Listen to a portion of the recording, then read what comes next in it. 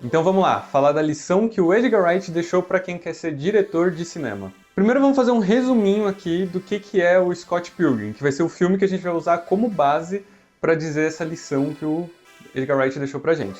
Scott Pilgrim é a história de um nerdola virgão que namora uma colegial porque ele não tem maturidade suficiente para namorar alguém da idade dele, então ele conhece uma e-girl chata pra um caralho, insuportável, mas como eu disse, ele é um cara imaturo, ele começa a sair com a e-girl chata, não consegue terminar com a menor de idade, porque ele não tem coragem, e aí o filme faz tipo uma alegoria muito legal e muito divertida de como ele não tem maturidade pra reconhecer e respeitar o passado da e-girl chata, e a e-girl chata não consegue se desapegar do passado, então ele tem que lutar e derrotar os 7 ex-malvados dela.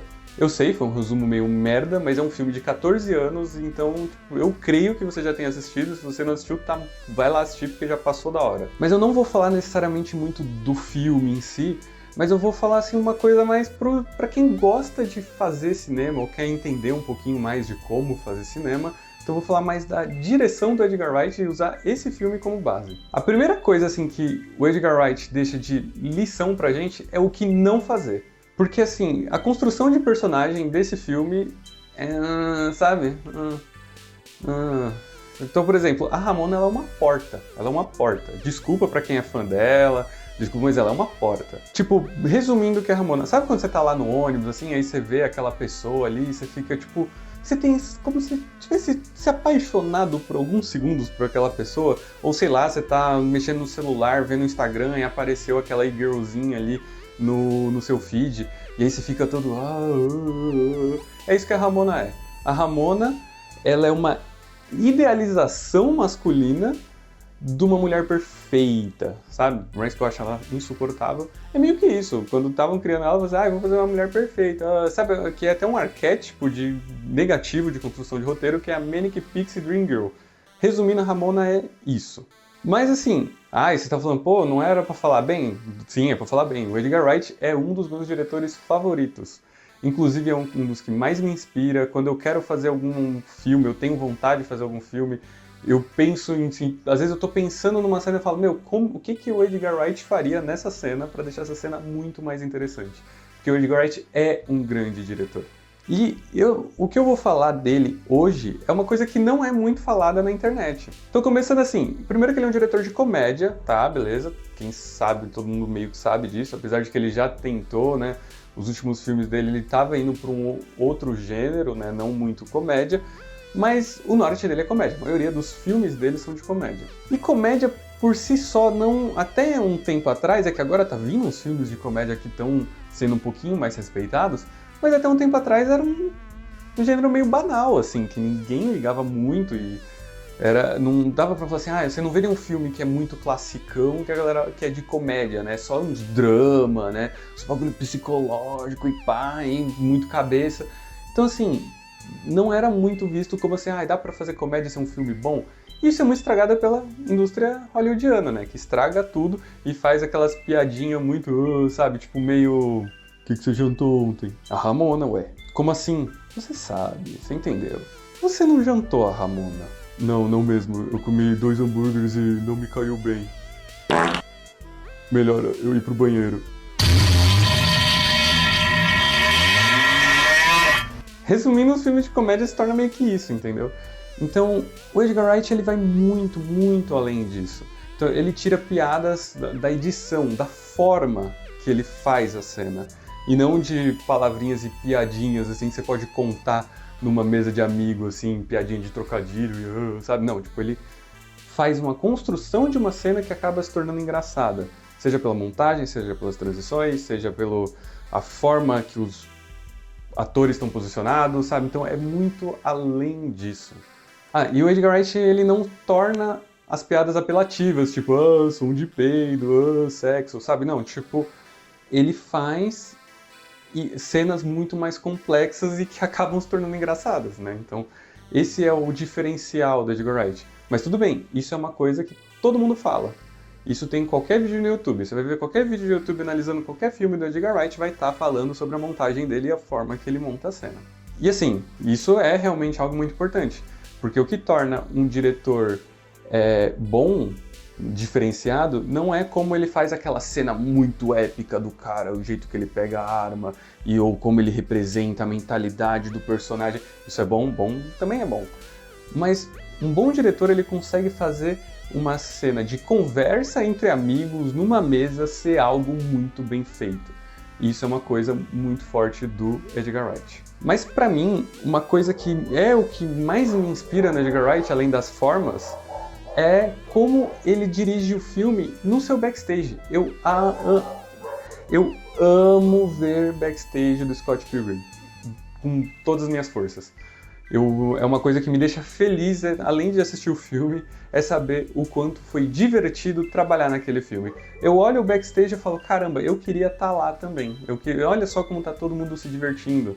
Tem umas cenas backstage que você vê a galera aprendendo a tocar os instrumentos, porque a maioria deles não sabiam tocar os instrumentos. E você vê a galera brincando, se divertindo, e dando risada, e, sabe, conversando. Aí você vê outras cenas ali, deles dirigindo outras cenas e todo mundo dando risada, e comemorando quando dá certo, zoando quando dá errado, né? Tem aquela cena que o Scott vai jogar, ele pede uma coisa na Amazon só pra Ramona entregar pra ele, e aí ele pega, joga e acerta o lixo. Eles tentaram fazer essa cena, acho que 60 vezes, sei lá quantas vezes. E aí, quando eles acertam, fica todo mundo, sabe? Porque, tipo, não foi CG, então ele tinha que acertar o lixo sem olhar, sabe? Isso é muito, muito da hora.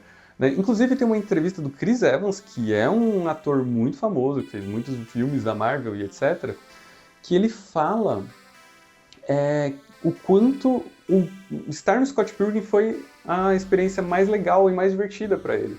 Inclusive, ele fala que a rede de e-mails dos atores ali ainda está ativa, que eles ainda trocam ideia e tudo mais, que eles sentem saudades um do outro. Ele fala que ele sentia FOMO, né, que é Fear of Missing Out, né, medo de perder, né, medo da perda. E aí, que era assim, ele gravava a cena dele e depois tinha diária que ele não tava. E aí eles mandavam tipo e-mails e mensagens um pro outro, tipo, e aí, como é que foi hoje? O que eu perdi, sabe? Eu queria estar lá, tipo, pra não perder a amizade ali que tava todo mundo construindo, né? Então, tipo, foi uma experiência muito divertida pra ele também. E isso, assim, vai deixando mais claro conforme o tempo vai passando também. Por exemplo, na pandemia, todo o elenco, praticamente todo o elenco, se juntou numa chamada de Zoom para fazer uma leitura do roteiro. E eu não sei quem aqui já assistiu, eu vi a leitura de roteiro inteira e eu dava muita risada não só com eles zoando, né, enquanto li o roteiro, mas eles zoando a si próprios e falando coisas do backstage, né? Por exemplo, foi aí que eu descobri que existe uma zoeira entre eles, que o Edgar Wright, ele proibia todo mundo de piscar durante a gravação, né? Então, durante a cena, né? Porque ele queria que passasse um ar de quadrinho, porque quadrinho ninguém pisca, né? É fixo, assim. Então, isso realmente muito visível no filme, que você vê todo mundo parado enquanto fala, né? E eles não piscam mesmo. Lógico, né? Salvo algumas exceções, mas é para passar esse ar de quadrinho, de como se fosse um quadro de quadrinho. Muito legal. E aí eles ficavam zoando e chamavam ele de Blink Nazi, se eu não me engano, alguma coisa assim, porque ele não deixava ninguém piscar. Isso você vê ali nas conversas, na zoeira, e aí nessa chamada de Zoom, tá no YouTube, é possível ver se vocês quiserem, é bem engraçado ver eles ali lendo o roteiro e se zoando. E por fim, mais recente ainda, a gente teve aquela animação da Netflix, né? Que é muito legal porque todos os dubladores é o elenco original do filme. Você vê que eles toparam participar disso pelo amor que tem a obra, porque eu duvido, assim, pode ser só dedução minha, brisa, conspiração minha, mas eu duvido que aquela animação tinha orçamento suficiente para pagar um cachê do Chris Evans, ou para pagar um cachê da Brie Larson, porque são atores caros hoje em dia, né? Olha o tanto de trampo que eles fizeram. Então eu duvido que aquele filme ia ter orçamento. Mas eles toparam e fizeram ali várias cenas, várias diárias, porque é o amor pela obra, um amor pelas pessoas que trabalharam naquele filme, né? Que trabalharam ali. Então, isso mostra que às vezes nem tudo é dinheiro, né? E nem tudo é você ser um chatão perfeccionista, igual, por exemplo, o Kubrick. O Kubrick é um grande diretor, longe de mim falar que ele é ruim, falar isso aqui, mas ele era insuportável. Não tem ninguém que gostou de trabalhar com ele, né? Então, assim, e fora os abusos que ele fez ali e tudo mais, com o elenco. E agora, tipo, você pega o Edgar Wright, não, a galera ama trabalhar com o cara. E eu acho que, pelo menos pra mim, isso é uma das maiores lições, assim, uma das maiores coisas que você pode ter como diretor, é você fazer um ambiente, que o seu set seja um ambiente divertido de estar, sabe? Uma coisa que a galera se divirta fazendo, porque eles vão querer fazer o melhor possível para aquele filme que eles estão criando um amor ser o melhor filme possível.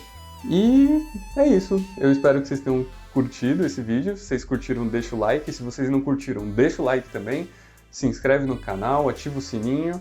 E se vocês assistiram esse vídeo até aqui, até mais.